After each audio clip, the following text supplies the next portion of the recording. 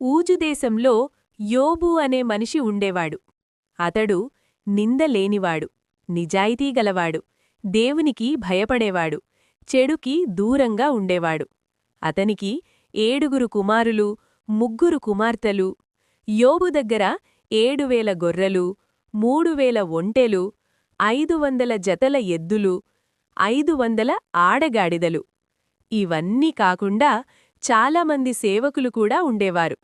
అందువల్ల యోబు తూర్పుదేశాలన్నిటిలో అత్యంత గొప్పవాడు అని పేరు పొందాడు.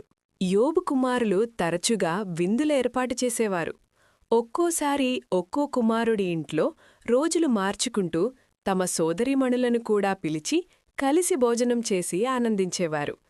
అది పాపపు విందు కాదు, కాని యోబు తండ్రిగా చాలా జాగ్రత్తగా ఉండేవాడు. ఆ విందులు ముగిసిన తర్వాత యోబు ఇలా అనుకునేవాడు: నా పిల్లలు తెలియకుండా దేవునికి వ్యతిరేకంగా ఏదైనా చేసినా అని. అందుకే యోబు తెల్లవార్జామున లేచి ప్రతి పిల్లవాడి కోసం దేవుని ఎదుట బలులర్పించేవాడు, ప్రార్థించేవాడు. ఇది యోబు రోజు చేసే అలవాటు.